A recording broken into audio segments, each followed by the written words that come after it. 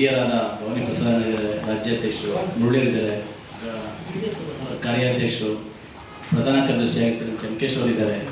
ಹಾಗೆ ಎಲ್ಲ ರಾಜ್ಯ ಮಟ್ಟದ ಪದಾಧಿಕಾರಿ ಇವತ್ತು ಪಾಲ್ಗೊಂಡಿದ್ದೀವಿ. ಇವತ್ತು ಸ್ಪೀಕ್ ಮಾಡೋ ಉದ್ದೇಶ ಏನಪ್ಪ ಅಂದರೆ, ನಮ್ಮ ಸಂಘ ಹೊಸದಾಗಿ ಸಂಘ ರಚನೆ ಮಾಡಿದಾಗ ಆ ಕಾಲಕ್ಕೆ ನೋಂದಣಿ ಆಗಬೇಕಾಯಿತು. ಒಂದು 6 ತಿಂಗಳು ತಡವಾಯಿತು.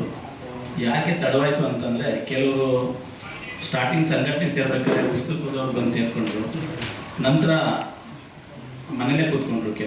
ಕೆಲವರು ಬಂದರು, ಕೆಲವರು ಸಂಘದ ಬರೋ ಕೆಲಸ ಮಾಡಲಿಲ್ಲ. ಹಾಗಾಗಿ ಈಗ ಸಂಘದ ವಿಳಾಸನೂ ಬದಲಾವಣೆ ಆಗಿದೆ. ಈಗ ಸಂಘದ ನವೀಕರಣವೂ ಸಹ ಆಗಿದೆ. ಮತ್ತು ನನ್ನ ಸಹೋದ್ಯೋಗಿಗಳೇ, ಪ್ರಜಾ ವಿಮೋಚನಾ ಚಳವಳಿ ಸಮತವಾದ 2023-24ರಲ್ಲಿ ನೋಂದಣಿ ಮಾಡಿಸಿದ್ದೆವು. ಆ ನೋಂದಣಿ ಸಮಯದಲ್ಲಿ ಅಧ್ಯಕ್ಷರು, ಉಪಾಧ್ಯಕ್ಷರು ಮತ್ತು ಪ್ರಧಾನ ಕಾರ್ಯದರ್ಶಿ, ಖಜಾಂಚಿಯವರು ಮತ್ತು 3 ಜನ ಸಂಘಟನಾ ಕಾರ್ಯದರ್ಶಿಗಳು ಸಕ್ರಿಯವಾಗಿ ನೋಂದಣಿಯಾದ ನಂತರ ಸಕ್ರಿಯವಾಗಿ ನಮ್ಮ ಸಂಘಟನೆಯ ಆಗು ಹೋಗುಗಳಿಗೆ ಭಾಗವಹಿಸ್ತಾ ಇರಲಿಲ್ಲ. ಇದು ನೋಂದಣಿ ಸಂಸ್ಥೆ ಆದ್ದರಿಂದ ವರ್ಷ ನಾವು ನವೀಕರಣ ಮಾಡಿಸ್ಬೇಕಾಗ್ತದೆ, ಅದರ ಕುಂದುಕೊರತೆಗಳನ್ನು ನಿವಾರಿಸಬೇಕಾಗ್ತದೆ. ಆದ್ದರಿಂದ ನಾಳೆ ಅಡಚಣೆ ಆಗೋದು ಬೇಡ ಅಂತ ಹೇಳಿ ನಾವು 3 ಸಭೆಗೆ ಅವರಿಗೆ ತಿಳುವಳಿಕೆ ನೋಟಿಸನ್ನು ಸಹ ಕಳಿಸಿದ್ವಿ. 10 ಮೇ ತಿಂಗಳಲ್ಲಿ 10ನೇ ತಾರೀಕು, 18ನೇ ತಾರೀಕು ಮತ್ತು 25ನೇ ತಾರೀಕು ಫೈನಲ್ ನೋಟಿಫಿಕೇಶನ್ ಕಳಿಸಿದ್ದೇವೆ. ಮತ್ತು ವಿಶೇಷ ಸರ್ವ ಸದಸ್ಯರ ಸಭೆಯನ್ನು 26ನೇ ತಾರೀಕು ಮೇ ತಿಂಗಳಲ್ಲಿ ಮಾಡಿ ಇವರು 7 ಜನರನ್ನು ವಜಾ ಮಾಡಿ ನಮ್ಮ ಹೊಸದಾಗಿ ಆಯ್ಕೆಯಾದಂಥ 7 ಜನ ಪದಾಧಿಕಾರಿಗಳನ್ನು ಆಯ್ಕೆ ಮಾಡಿಕೊಂಡಿದ್ದೇವೆ. ಹೊಸದಾಗಿ ಆಯ್ಕೆ ಮಾಡಿಕೊಂಡಂಥ ಪದಾಧಿಕಾರಿಗಳ ಪಟ್ಟಿ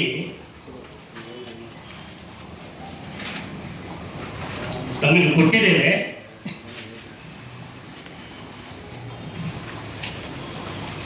ಅದರಲ್ಲಿ 6 ಜನ ನಾವು ಹುಡ್ಕೊಂಡಿದ್ದೇವೆ, 7 ಜನ ವಜಾ ಮಾಡಿದ್ದೇವೆ.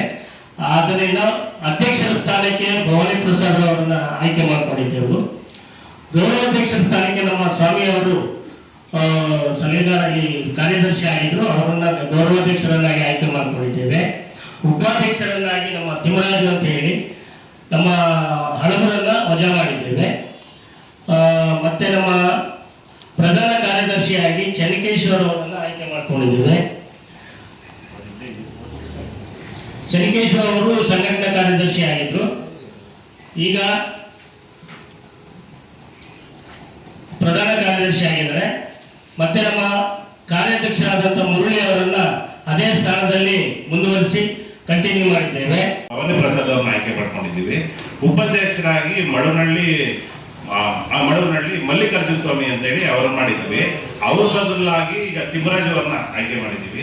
ಕಾರ್ಯದರ್ಶಿಯಾಗಿ ಮುನ್ಕೃಷ್ಣ ಅನ್ನೋರನ್ನ, ದೊಡ್ಡಾಪುರ ಮುನ್ಕೃಷ್ಣ ಅವ್ರನ್ನ ಆಯ್ಕೆ ಮಾಡಿದ್ದೀವಿ. ಮತ್ತು ಇನ್ನೊಬ್ರು ಖಜಾನ್ಸಿಯಾಗಿ ಜಗದೀಶ್ ಅವ್ರನ್ನ ಆಯ್ಕೆ ಮಾಡಿದ್ದೀವಿ. ಮತ್ತು ಇನ್ನೊಬ್ಬ ಸುರೇಂದ್ರ ಅವರು ಅದೇ ಸ್ಥಾನದಲ್ಲಿ ಕಂಟಿನ್ಯೂ ಆಗಿರ್ತಾರೆ. ಮತ್ತು ಇನ್ನೊಬ್ಬರಾದಂತಹ ನಾಗರಾಜು DM ಅವರನ್ನ ಜಂಟಿ ಕಾರ್ಯದರ್ಶಿ, ಸಂಘಟನಾ ಕಾರ್ಯದರ್ಶಿಯಾಗಿ ಮಾಡಿದ್ದೀವಿ. ಮತ್ತು ಇನ್ನೊಬ್ಬರು ಮಹೇಶ್ ಅವ್ರನ್ನ ಹೊಸದಾಗಿ ಆಯ್ಕೆ ಮಾಡ್ಕೊಂಡಿದ್ದೀವಿ. ಮತ್ತು ಶ್ರೀನಿವಾಸ್ ಅವ್ರನ್ನ ಆಯ್ಕೆ ಮಾಡಿ ಚಿಕ್ಕಬಳ್ಳಾಪುರ ಅವ್ರನ್ನ, ನಾಗವೇಣಿ ಅವ್ರನ್ನ ಅದರಲ್ಲೇ ಕಂಟಿನ್ಯೂ ಮಾಡಿದ್ದೀವಿ. ಮತ್ತು ಇನ್ನೊಬ್ಬರು ಮುರತ್ನಮ್ಮ ಅವ್ರನ್ನ ಆಯ್ಕೆ ಮಾಡ್ಕೊಂಡಿದ್ದೀವಿ. ಈಗೇನು ನಾವು 7 ಜನನ ನಾವು ಯಾತಕ್ಕೋಸ್ಕರ ಅವ್ರನ್ನ ಇದು ಮಾಡಿದ್ದೀವಿ ಅಂತ ಹೇಳಿದ್ರೆ, ನಾವು 1 ವರ್ಷಗಳ ಕಾಲ ನಾವು ಸಂಘಟನೆ ನಡೆಸ್ಕೊಂಡು ಬರ್ತಾ ಇದ್ದೀವಿ. ಶಾಖೆಗಳನ್ನು ಮಾಡಿಕೊಂಡು ಹೋರಾಟಗಳನ್ನು ಮಾಡ್ಕೊಂಡು ಬರ್ತಾ ಇದ್ದಾಗ ಈ ಹಿಂದೆ ಒಬ್ಬರು ಬೇರೆ ವ್ಯಕ್ತಿಗಳು ನಮ್ಮ ಸಂಘಟನೆಗೆ ಸೇರ್ತೀನಿ ಅಂದಾಗ ಸೇರ್ಕೊಳ್ಳಿ ಅಂತೇಳಿ ನಾವು ಬಿಟ್ಟಿದ್ವಿ. ರಾಜ್ಯಾಧ್ಯಕ್ಷರಾಗಿದ್ದಂತಹ ಯಡೂರಹಳ್ಳಿ ಕೃಷ್ಣಪ್ಪನವರು ಅವರು ಯಾವುದೇ ಸಭೆಗಳನ್ನ ಕರೀತಾ ಇರಲಿಲ್ಲ.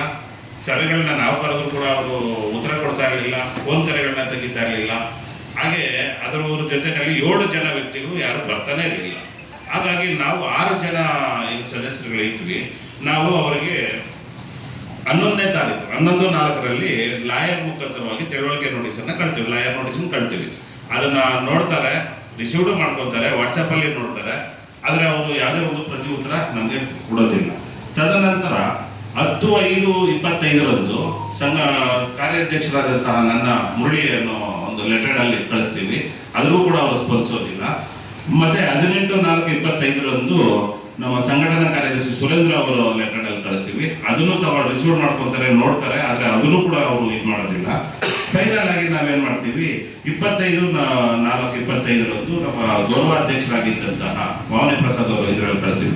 ಅವರು ಸಹ ಅದರಲ್ಲೂ ಕೂಡ ಯಾವುದೇ ನಮಗೆ ರೆಸ್ಪಾನ್ಸ್ ಮಾಡೋದಿಲ್ಲ. ಹಾಗಾಗಿ ನಾವು 24/6 ನಾವೆಲ್ಲ ಡಿಸೈಡ್ ಮಾಡಿ ಅವತ್ತು ನೋಂದಣಿಯನ್ನು ಮಾಡ್ತೀವಿ. ನೋಂದಣಿಯನ್ನು ಮಾಡಿ ನಾವು ನವೀಕರಣ ಹೋದಾಗ ಹಳಬರನ್ನ ತೆಗೆದು ಹೊಸಬರನ್ನ ಸೇರ್ಪಡೆಯನ್ನು ಮಾಡ್ಕೊಂಡಿದ್ದೀವಿ. ಈಗ ಪತ್ರಿಕಾ ಮಾಧ್ಯಮದವರಲ್ಲಿ ಏನು ನಮ್ಮ ವಿನಂತಿ ಏನಂತಂದ್ರೆ, ಈಗ ಸಾಕಷ್ಟು ಜನ ಪ್ರಜಾವಿಮೋಚನಾ ಚಳವಳಿ ಸಮತಾವಾದ PUCS ಅಂತ ಹೇಳಿಕೊಂಡು ಸಾಕಷ್ಟು ಜನ ಏನೇನೋ ಮಾಡ್ತಾ ಇದ್ದಾರೆ. ನಾವು ಅದು ಏನಂತ ನಾವು ಹೇಳಲಿಕ್ಕಾಗೋದಿಲ್ಲ ಈ ಸ್ಥಾನದಲ್ಲಿರೋದ್ರಿಂದ. ಹಾಗಾಗಿ ನಮ್ಮ ಸಂಘಟನೆ ಹೆಸರನ್ನಾಗಲಿ ಅಥವಾ ನಮ್ಮ ಸಂಘಟನೆ ನೋಂದಣಿ ಸಂಖ್ಯೆನಾಗಲಿ ಅಥವಾ ನಮ್ಮ ಸಂಘಟನೆ ಶಾಲು ಆಗುವುದು ಲೆಟರ್ಡ್ ಆಗ್ಬೋದು, ನಮ್ಮ ಸಂಘಟನೆ ಹೆಸರು ಹೇಳಿಕೊಂಡು ಯಾವುದೇ ಕಾರ್ಯಕ್ರಮಗಳಾಗಲಿ ಯಾವುದೇ ಒಂದು ಮಾಡಿದ್ರು ಕೂಡ ನಾವು ಮುಂದಿನ ದಿನಗಳಲ್ಲಿ ಕಠಿಣವಾಗಿ ನಾವು ಕಾನೂನು ಕ್ರಮನ ಜರುಗಿಸ್ತೀವಿ ಅಂತ ಹೇಳಿಕೋಸ್ಕರನೇ ಇದನ್ನ ಮಾಡಿದ್ದೀವಿ.